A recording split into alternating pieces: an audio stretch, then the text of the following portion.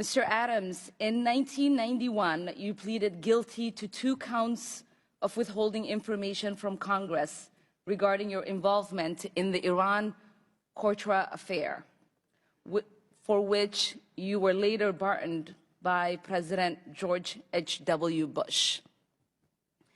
I fail to understand why members of this committee or the American people should find any testimony that you give today to be truthful. If I can respond to that. It wasn't a question. That was not a question. I reserve the right to my time. It is not right. That was not a question. Committee can attack on February 8th, who is not permitted to reply. That was not a question. Thank you for your participation. On February 8th, 1982, you testified before the Senate Foreign Relations Committee about U.S. policy in El Salvador. In that hearing, you dismissed as communist propaganda report about the massacre of El Mozote, in which more than 800 civilians, including children as young as 2 years old, were brutally murdered by U.S.-trained troops. During that massacre, some of those troops bragged about raping a 12-year-old girl before they killed them.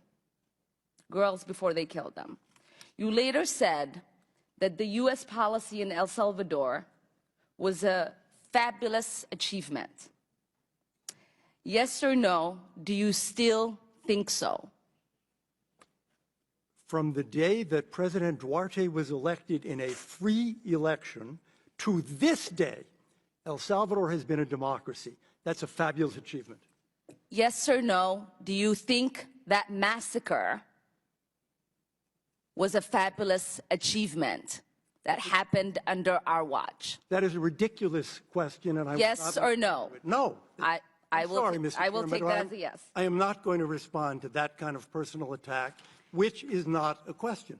Yes or no, would you support an armed faction within Venezuela that engages in war crimes, crimes against humanity or genocide, if you believe they were serving U.S. interest, as you did in Guatemala, El Salvador, and Nicaragua? I am not going to respond to that question. I'm sorry. I don't think this entire line of questioning is meant to be real questions, and so I will not reply.